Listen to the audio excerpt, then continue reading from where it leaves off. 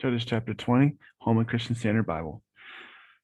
All the Israelites from Dan to Beersheba and from the land of Gilead came out, and the community assembled as one body before the Lord at Mizpah. The leaders of all the people and all the tribes of Israel presented themselves in the assembly of God's people, 400,000 armed foot soldiers. The Benjaminites heard that the Israelites had gone up to Mizpah. The Israelites asked, "Tell us, how did this outrage occur?" The Levite, the husband of the murdered woman, answered, "I went to Gibeah in Benjamin with my concubine to spend the night.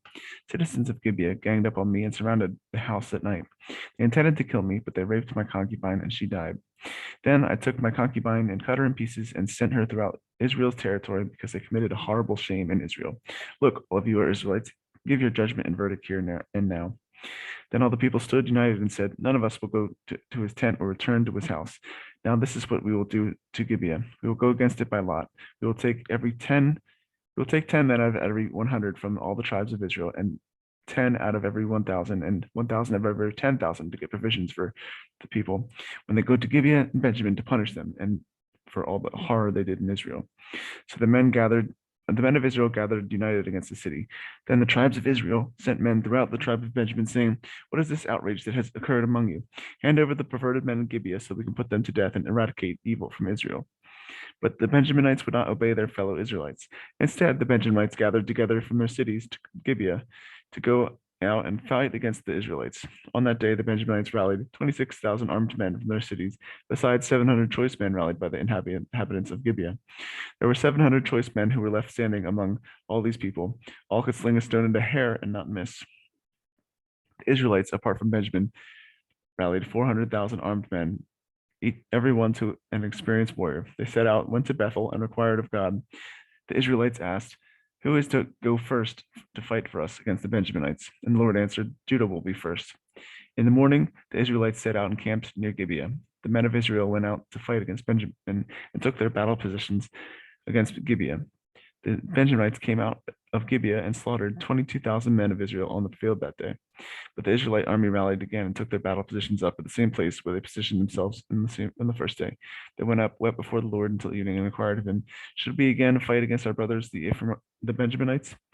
And the Lord answered, "Fight against them." On the second day, the Israelites advanced against the Benjaminites. The same day, the Benjaminites came out from Gibeah to meet them and slaughtered an additional 18,000 Israelites on the field. All were armed men. The whole Israelite army went to Bethel, where they wept and sat before the Lord. They fasted until that day until evening and offered burnt offerings and fellowship offerings to the Lord. Then the Israelites inquired of the Lord.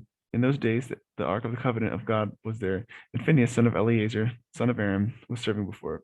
The Israelites asked, "Shall we fight again against our brothers, the Benjaminites, or shall we stop?" The Lord answered, "Fight, because I will hand them over to you tomorrow." So Israel set up an ambush around Gibeah. On the third day, the Israelites fought against the Benjaminites and took their battle positions against Gibeah as before. Then the Benjaminites came out against the people and were drawn away from the city. They began to attack the people as before, killing 30 men of Israel on the highways, one of which goes up to Bethel, and the other to Gibeah, throughout the open country. The Benjaminites said, "We are defeating them as before." But the Israelites said, "Let us flee and draw them away from the city to the highways." So all the men of Israel got up from their places and took their battle positions at Baal Tamar. When the Israelites in ambush charged out of their places west of Geba, then 10,000 choice men from all Israel made a frontal assault against Gibeah, and the battle was fierce, but the Benjaminites did not know that disaster was about to strike them. The Lord defeated Benjamin in the presence of Israel, and on that day, the Israelites slaughtered 25,100 men of Benjamin. All were armed men. Then the Benjaminites realized they had been defeated. The men of Israel had retreated before Benjamin because they were confident in the ambush they had set against Gibeah. The men in ambush had rushed quickly against Gibeah. They advanced and put the whole city to the sword. The men of Israel had a prearranged signal with the men in ambush.